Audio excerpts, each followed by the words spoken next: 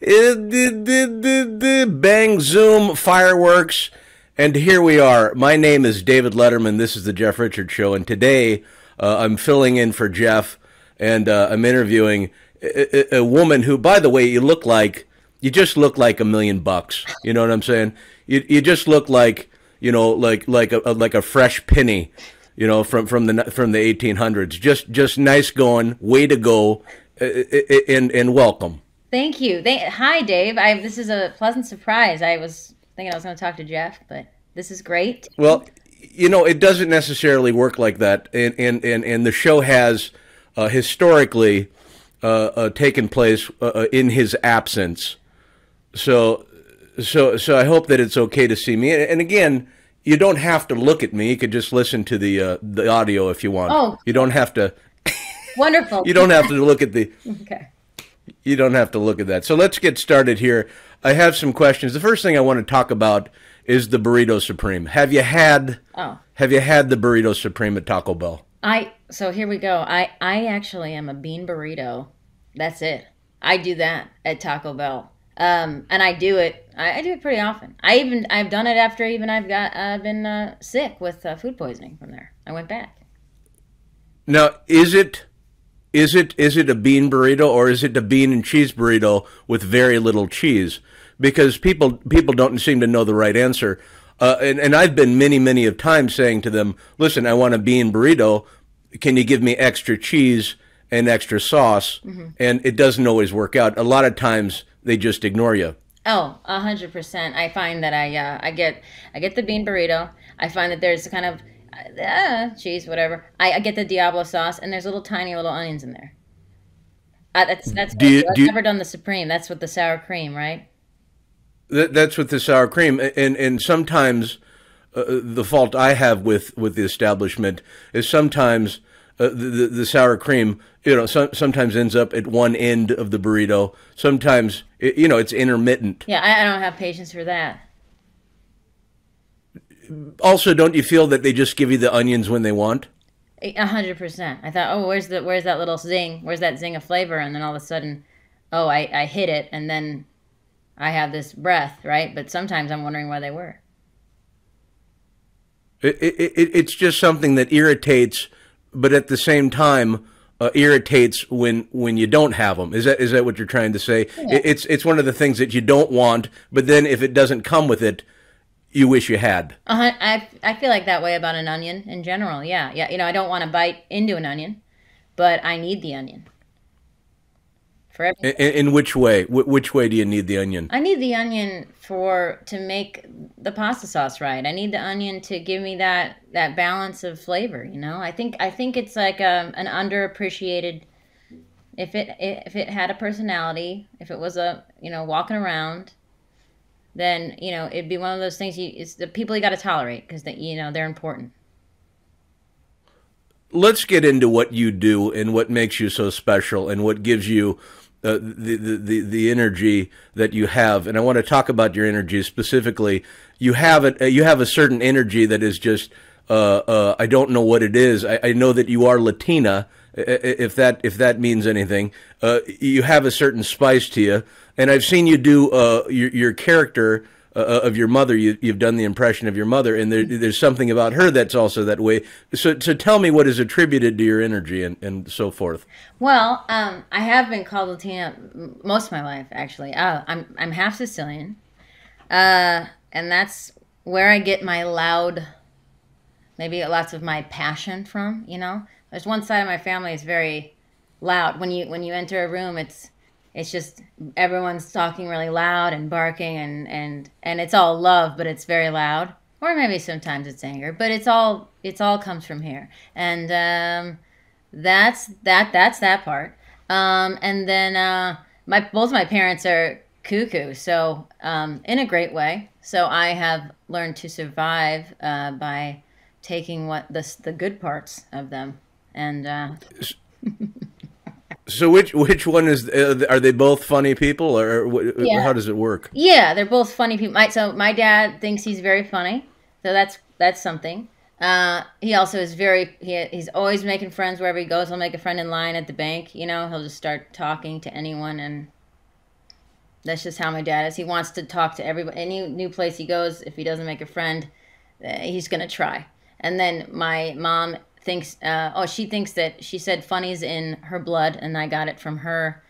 And she's not very, she's not very funny, but she's funny because she thinks she's funny. So I think that's a special thing because I think it makes me laugh. So she's funny in the way that isn't forced, isn't put on, but she's standing there with the peaches. She drops one on the floor and reacts to it. Yeah. And it's just, there's just something funny about that. Correct. And she has she would say that she doesn't have my mom has a little bit of OCD. She has OCD for sure, So there's but she thinks she doesn't. So it's funny, Do you have OCD?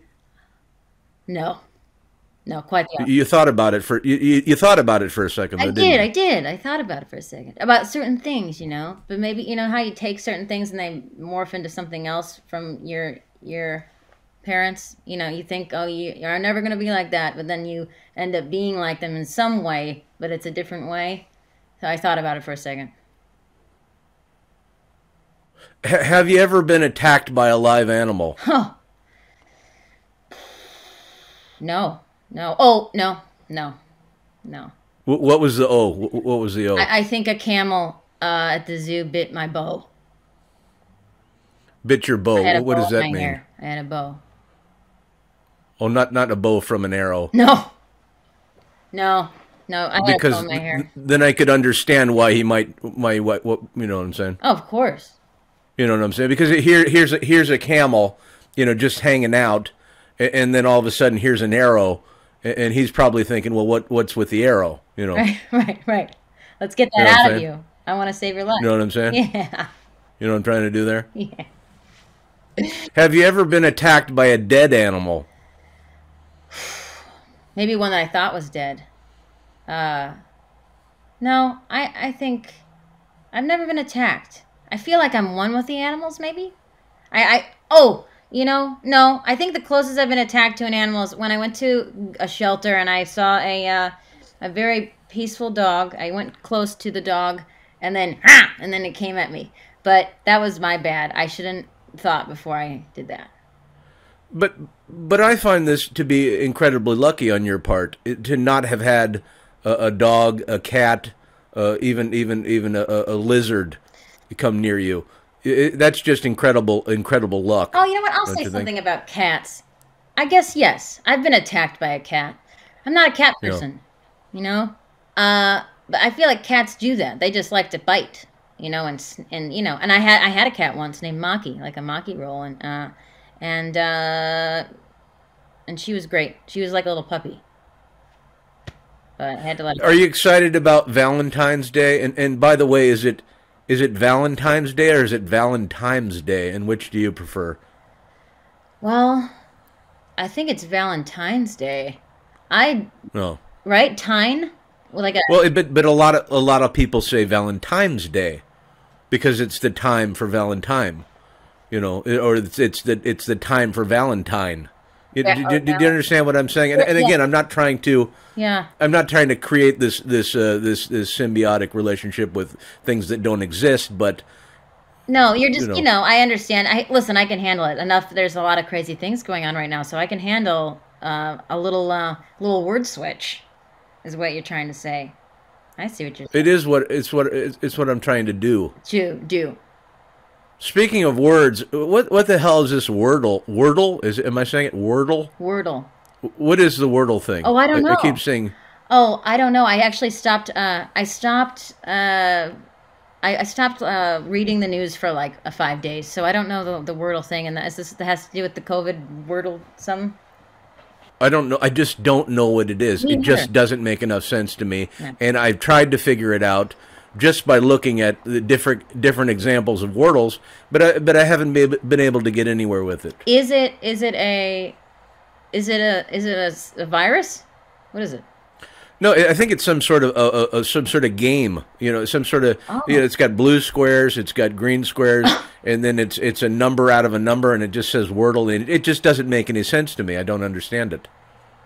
Yeah, I don't know what that is, but at the same time, you could tell me it was a COVID stream. What's it called of COVID, and I'd say okay.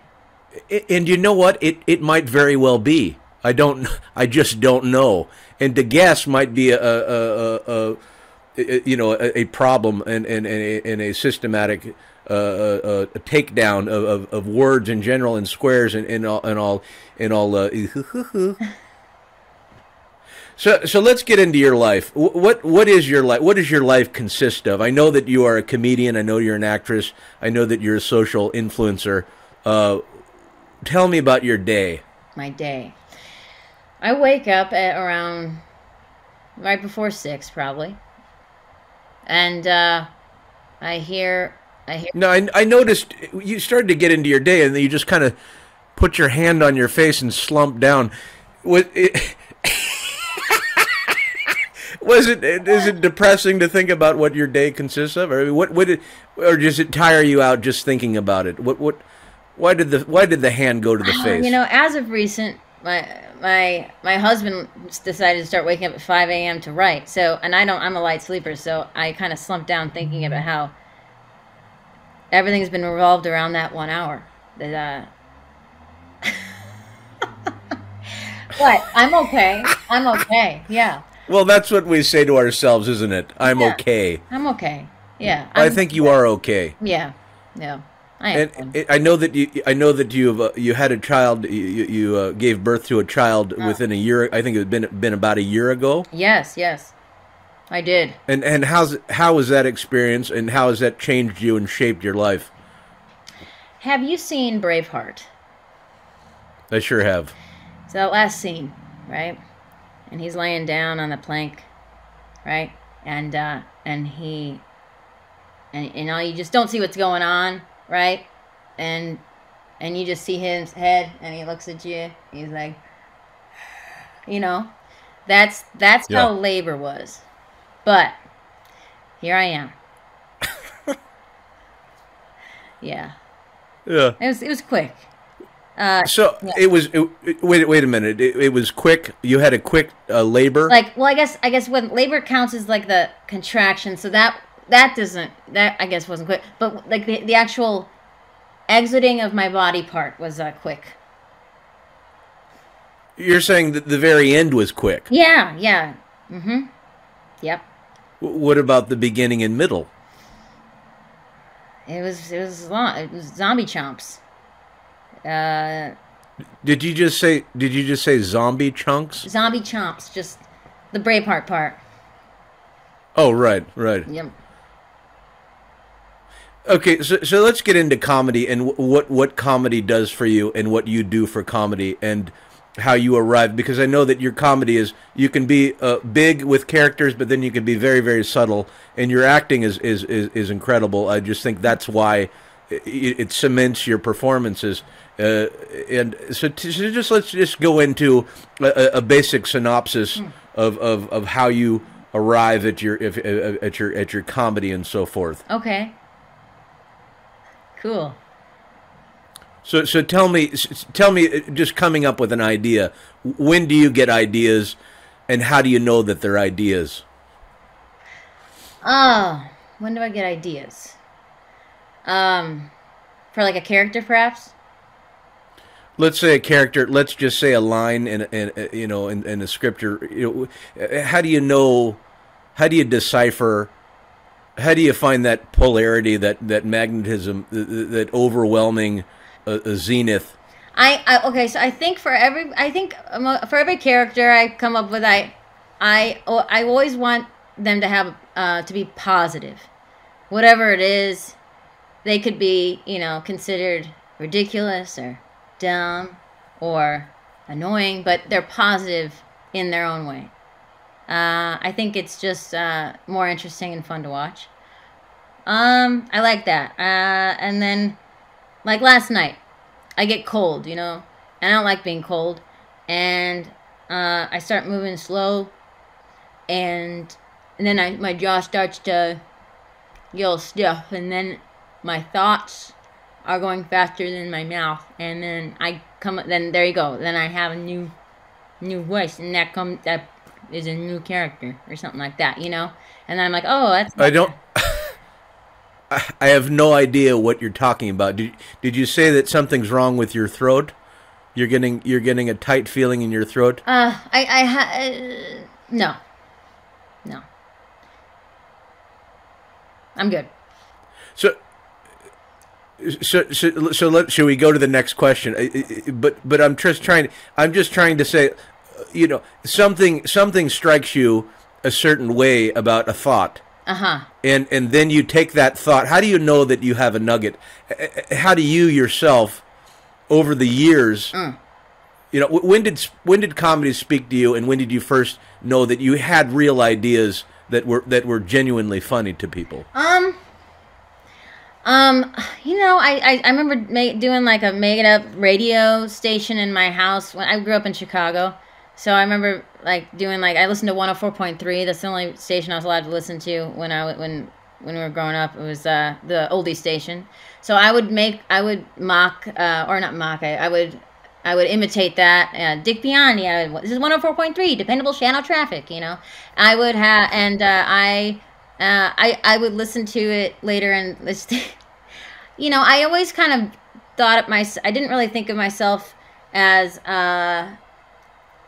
I always looked at myself and thought I was kind of goofy. I didn't really know where I belonged. I didn't have a lunch table that I always went to. You know, I tried to sit at all of them, and so I think I just went to comedy because I just felt I just felt like it was it felt like me. Can I just jut in and say maybe it spoke to you? Did it speak to you a certain way? Yeah. And you received that knowledge? Because I as a child myself, I also pretended to be on the radio. I used to pretend to be interviewed a lot. You know, I'd just get into, you know, I'd just be like, so, you know, when I first started out, you know, and I'd do an interview, you know, always about how I first started out, as if I was, you know, far into a career. Mm-hmm. Mm-hmm. So it seems like you did a similar thing. And then did you get into being in plays or productions, things like that? Yeah, when I was younger, I did lots of plays at school, and then I started, you know, I was in, you know, show choir, did women's choir, and actually college I did that, and I got into doing actually studio art. And I didn't know what to do with that. I remember liking doing sets. You know, I started working on sets. I was painting for a while, and I was like, then I got into sets, and then that got into, you know, design and stuff, and then I went back to comedy. In the whole while, did you have in your head, listen, I want to move to Hollywood someday, or maybe that's where I want to land eventually? Did you have that in your head? That eventually came to be. Yeah, I mean, you know, my grandma, my grandma, when she was alive, I'd always, like, she was in San Diego, and I would always, like, look over the hills, the small little hills, and I'd be like, I wonder what's past there. I wonder what's over those hills. You know? Yeah. Yeah. You look at hills and you think, well, what's on the other side? A lot of times, and I think hills would agree, hills would want you to wonder what's on the other side. Don't look at me, I'm just a bunch of hills. You know, focus on what's beyond the hills. Yeah. Do you feel that there's a microcosm between looking too far to the future instead of, you know, maybe just looking at the mountains, and compared to looking too far in the future? Listen, you know, what's beyond the mountains? You know what I'm saying? And by the way, have you ever had bath salts? Eaten them? Either way. I just want to either. No, I haven't. Have you had them in the bath? Yes. Yes, I have. Have you had them in the bath before? Before? Yes, I have.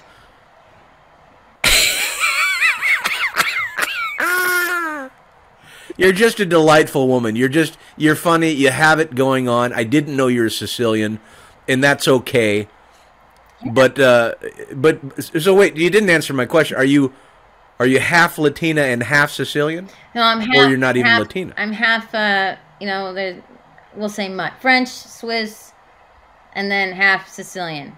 My actual biological last name is Caputo, but you know, that name changed. My grandpa changed his last name, and to Barkley, and my last name is Barkley. I just grew up with Barkley. And it's just fine to do. There's no problem with that. Do you have any pets or animals that you look after? Oh God, my whole family. I mean animals specifically to the definition of animal. Yeah. I have 2 dogs. One is a half Doberman, half boxer. Kind of looks like Goofy, like the Disney Goofy, And I have another dog that looks like a black fox, deer. It looks like a deer. Yeah. You see, so you like the big dogs? Yeah. They're just more dependable. They live longer. They're quieter, Dave. They're acquired. They're quiet. They're quieter. They don't yip. Have you noticed? Well, that's true. I suppose that's true. But if someone was coming to the door and it was a police dog, oh yeah, they're not just gonna purr themselves to sleep. Oh yeah, my dogs are loud when someone comes to the door. So nix that off the list. So let's talk about pet peeves while we're on the subject of pets. What are some of your pet peeves? Okay. Dirty fingernails. That's right off the bat. That's number 1. You were thinking that before I even asked the question. I think so. And what is it about dirty fingernails? What is it about dirty fingernails? I mean, I guess it doesn't bother me as much now, but it's definitely something. I remember, when I was. I don't know. I remember like when I was younger and people, going on dates, that was always a weird thing. But I remember like one date I went on, this guy had these dirty fingernails and it was so hard and not even like dirty, like it was insane. And I just thought, does he think this is going to work out?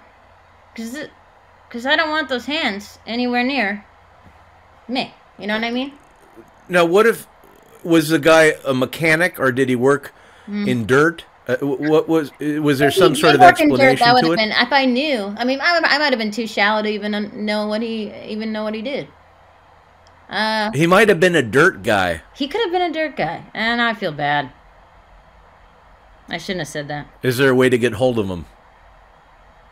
Probably. Is there a way to get a hold of him? No, there's no way to get a hold of him to find out what. I don't know his last name, so. And what are some other pet peeves that you have? Just certain things that get on your nerves. Customer service? There's no customer service, right? Doesn't exist. Right. Other pet peeves. Let me get you to someone who can help. Yeah. Yeah. That's a laugh. Yeah, it's a laugh. Yeah. And I'm really good at, I get to where I need to be, but it's always like I gotta get prepared, to sit down because I'm about to school everybody on the phone. Yeah. It's easier to do that when you don't know who you're talking to. It is probably one of the most frustrating things on this planet is waiting for someone on the phone and then you can hit the option where they call you back but they don't, and you're waiting for a call back and then you get a call from someone else and you answer the phone and it's not Verizon Wireless, it's the guy who called you, another guy, not the Verizon Wireless guy. Right. Yeah. You know what Someone I'm saying? else. I think those things that the pet peeves are things that I want to so badly understand or do, but I don't know like a little simple step to do. Like computer things can be really frustrating. Yeah. Oh gosh. Oh, well, no, I don't know. Other than that, I feel like I'm pretty much, even like if something, I think I'm an easygoing person. Those are very common and understandable pet peeves, especially the fingernails, because I know for guys and girls, it's kind of gross. If a girl has dirty fingernails, well, then you've got a real situation going on. Ooh. For a guy, it's almost par for the course. Yeah. But you're not going to win any votes. But for a woman to have, then all of a sudden you're thinking, well, is this Eileen Warnos? To what degree do I need to worry about this particular woman? It's just, you got stuff in your nails. Ugh, man. It's one of those things you gotta keep up with. I mean, but listen, I used to paint a lot. I still do. I sometimes, if I get hands dirty because of paint, I feel like it's not as gross. But again, that's the other person here or there doesn't know that. So, who am I, right? Who am I? Right. It's just best to keep your hands in your pocket, I think, just All to the play time. it safe. Just don't exactly. Now, today, yeah, you should better keep your hands in your pocket and also just keep your mouth shut. Is what's going on. Yeah, people wonder why I'm hosting this show, and it's frankly because I'm not dead yet, and I need to get another one in. And after saying Dolly Parton almost make it to 100, it's just at this particular point in my life, I think it's better to just keep doing and to come on the show and to see you. And this has been Betty White. We're still going, Betty but White, right? Excuse me. Betty White, right, Dave? I'm just wondering. What about her? Did you say Dolly Parton or Betty White? And did Dolly Parton die? Didn't Dolly Parton die a day before 100th? That's Betty White, Dave. Am I? Betty Well, White. either way, it's grounds to get going. Right. Yeah. Yeah. All right, let's take a look. I'm looking at the board. We went through a few of these things, which I thought was interesting. And how did you know I like Taco Bell? We went into a lot of this. What about Taco Bell? How did you know? Everybody likes Taco Bell on some level. Yeah, you're right. I'm not going to argue with that. So how have you been getting through the pandemic as far as regrouping? I assume there was a regroup for everybody. How did you reformat? Was there a new vision in your pursuit of entertainment? Was there a redetermined, like, this is what I'm going to do now because of the situation? I kind of thought, we all had that first, week or so of panic, and everyone went and bought tuna and beans, and then I thought, I'm just gonna keep on keeping on. Let's talk about diet, because you mentioned beans and you mentioned tuna fish. I assume a canned tuna fish. Yeah.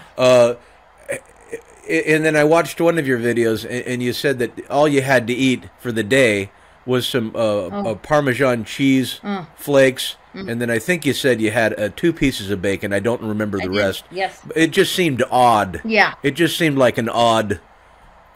Is that what you do? Do you eat in an odd fashion? Do you eat odd things? Yeah, I like picking.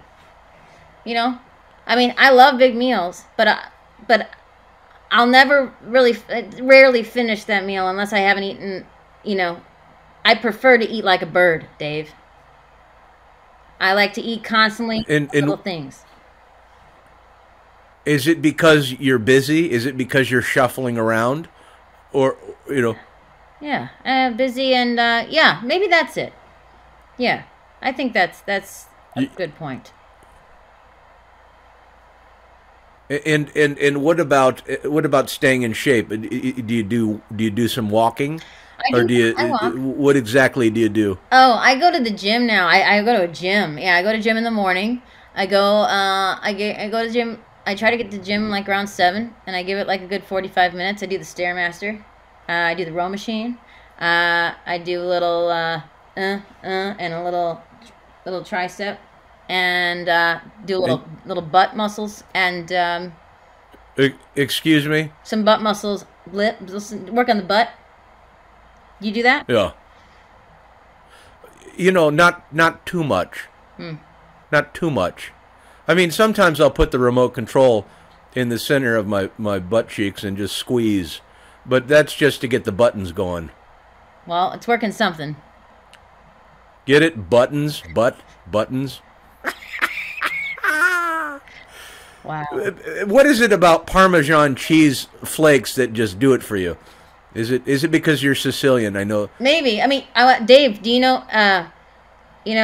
You should never have more than 239 beans Per serving? Well, ask me why. What? Why is that? Because if you had any more, it'd be too farty. That's pretty good. There's something about you that has a mischievous side. As a child, were you running around pulling down purses off of walls at department stores? You seem like you have an antagonistic sort of a wherewithal. I did like to hide in those circular, whatever those were. I don't know if stores have those anymore, but like when you... I also, I always just like to get down and get on your level, I'm trying to... When my sister was younger and she was still in the crib, but it was on the ground, and she was in her diaper, I was way too old to do this, probably. I was probably like 8 years old. I could have, yeah. And I remember I took off all my clothes and was in my underwear, and I went in the crib with her just to play with her. Like, I was like, look at me, I'm a baby too. Was this at J.C. Penney? Are we still in the department store? Where was this? Yeah, it was in the department because store. that's what used to happen in the 80s. Don't you agree? In the 90s, oh, for sure. People would just take their clothes off and just run around J.C. Penney, and I feel like that was almost a modus operandi for American culture. They were taking the bath salts before we even knew about it.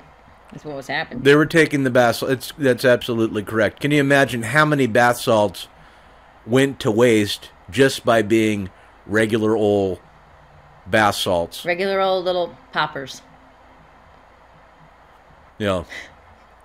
Well, it's been a delight to talk to you. I'm trying to look at some of these. What do you think the future of comedy is? By the way, what do you think? How are we moving forward? Because now you can't say anything, and if you're just joking about something in a sarcastic way, you still can't say that. So, do you feel that things are being pushed away? That you have to reinvent even your point of view as a comedian? Okay, I'm gonna do my best to answer this, but who knows? I want to believe that at some point, I think people start to understand when something is malicious and a joke. And it's too bad. I think we gotta know that. The difference. There's a difference. Yeah. Does that make sense? Do you think people don't want to know that? Do you think they don't want that? They don't want they just don't want anything. They don't want the words. They don't want to hear words. And words can be used in just many different ways. Sure. Do you find yourself holding back? Do you find yourself holding back? I find myself questioning a lot sometimes. If people say whatever they want to say, but you have to, if you feel like okay in here about what you're doing, I think that you can be level-headed about responding to anything that anyone has to say. But I think, it's tough. It's hard to answer too, because it's hard to talk about. Some people just have a bad sense of humor. Because most people will say, well, what do you want to say? What do you want to say? Yeah. What do you want to say so badly? What do you want to say? Yeah. And then you're like, well, it's not anything in particular, and I haven't thought of an idea. But I don't like that you can't say certain things. Obviously, I was on network television. You weren't allowed to say things, but that was network television. If you're at a coffee shop and you bring something up, or you point to a hot dog and you go, well, look at this thing. Yeah. This it reminds me of my, and then, Right, exactly. I get what you're saying. I mean, the other thing is this. I mean, Italians in Hollywood, Italian movies, right? They always make all the Italians the same, or the Sicilians the same. Do I get offended by that? Do I know that not all Sicilians act that way in all these gangster movies? No, they're not like that. They're not all like that, but I'm not getting offended by it. Right. Same thing with, there's all different cultures that can relate to that, I think. And I'm like, kind of like, I don't know. I think people need to just kind of, come on now, And you might almost argue that people aren't even offended. They just want to say something. They want to be defiant. They want to be negative, maybe. I think you are 100% correct, too. We have to all listen to each other, right? It's important to listen. I think there's a lot more people doing what you said, though, Dave. Just they want to feel like they said something. So I said that. you know. Arr! Yeah. Yeah. So what's the rest of the day look like for you? Rest of the day looks like I have a little mini script to write for a company, and what else? Anything fun? I'm putting together a Steph Barkley show. I'm putting together of all the things I've shot or haven't edited yet, and going to kind of consolidate it and release it, so people can watch it, and it's not just like little pieces, because I don't know where the internet's going. I don't know how things are moving, but I'd like to kind of organize the things I've made. And you're going to organize those things, and you're going to try to get them on a streaming service or a network, or just for your own. People can watch it, and if that would be great. Yeah, to show that and go, because you have set yourself up in a tremendous way. With your talent, with your show, with your sketches, with your characters. You have the package, and I find the difficult part, and not the impossible part, because you've already done that with your numbers and the people that follow you. But don't you find the hardest part is to find an audience, because people enjoy it. There are people that love it, and there are people that already see it. But isn't that the most frustrating part? Not being able to reach. Right. I think you just got to keep. And maybe I'm just speaking on behalf of Jeff. It might just be his own issues. I mean, I think that people are relieved when they find something they can relate to. I think there's so many different platforms, you have to share on all of them. And also, it's kind of hard when you want to also breathe and be a human being and not be connected to a device, because people feel like they have to be on their device all the time, which is a terrible way to live. So, yeah, I find it frustrating to have to feel like I used to feel like I need to do this, It's like it never works that way. It has to just come organically, and and I think the right people will see it, and and that's why Jeff's so cool. Do you manifest? Do you visualize being successful? How do you not get down on yourself in those moments? I always think about what I'm thankful for. I mean, I guess I have started to do the manifesting, but I'm a daydreamer, and I'll always think too, like, the things that are popular sometimes I don't think are that great, so I don't know what, I don't know, but I just want to keep doing what I'm doing. So I always try to stay grounded regardless of ups and downs. Always stay, because then life is always going like this. You can't, It's a woodpecker gone completely insane, isn't it? Yeah. Isn't it just? It's just. And I couldn't imagine functioning in today's world trying to be on the internet. I just think I would put my head in a bucket of water and try to stay there. Yeah. But I have certain faith, and I find certain things, and to become a fan of something, it takes a few different times of seeing a particular thing. And as we know, it's fleeting in the internet. With something, you'll see something, and all of a sudden it's gone. You look at Instagram, and all of a sudden there's a post, you want to see and then all of a sudden it's gone. So it is fleeting. Yeah. But the thing that's not fleeting, from what you just told me, is your own device to pick yourself up, to talk to yourself, to find that magic. Right. I think. Yeah. You have to. You don't. Yeah, I agree. Do you have any social media that you want to plug? I mean, I'm right here. You mean like Instagram? But do what? Just handles. Do you have any handles that you want to talk about? Sure. At Steph Barkley on Instagram, which I don't keep up with all the time. I do my best.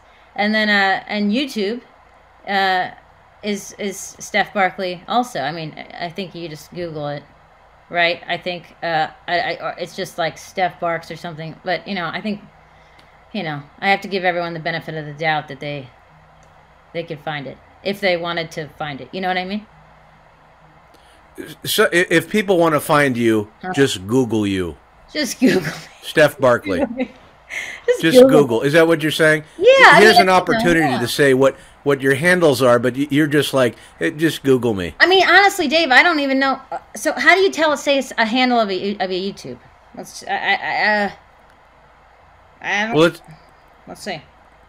I think it's. I literally think it's YouTube.com/Steph Barks. You know, Steph Barks. Well, we don't need you taking. We don't need you. Is that what it is? Or are you taking a wild guess? No, I think it is that. Yeah. Steph Barks. Yeah. Well, Steph, I enjoy you, and I'm so glad that you could come on the show and bark at me, and we could, because I've seen you so many different times with your videos, and there wasn't a connection. We hadn't had a connection, but now we have this connection. And again, I don't know how to record on the computer, so we might have lost the whole thing. So, but we're just going to have to, now I see the look on your face, you just, so we're just going to go ahead and Steph Barks is on, that might be the YouTube handle, we don't know for a fact, but you can Google Steph Barkley. Yeah. And you can check out all her wild videos and the best of, and you can see the show that's coming out, and you can sign up, we can get it on TV, subscribe. And, we don't have to worry about the social media stuff. And we don't have to worry about, and we just, and a double thumbs up to you, to your dog, to your child and your husband, and to all the people and the good people in the state of Sioux City, Iowa, and those people that came down and are the Egyptians that are just outside my door waiting to come in. So thanks for coming, Steph. This is the Jeff Richards Show. My name's Dave Letterman, and you can catch more of the Jeff Richards Show at linktree.com/Jeff Richards. And you can sign up for the Patreon. You get free shout-outs. And they do, Jeff does some crank calling as different celebrity impressions, and you can sign up for that and be a part of that. Again, Steph, thanks for coming. And I wish you the greatest life ahead of you, and we'll just leave it at that. So. Thanks, Dave, and tell Jeff I said hi. I will, and I should also note, here's a song by Ditto Kiddo.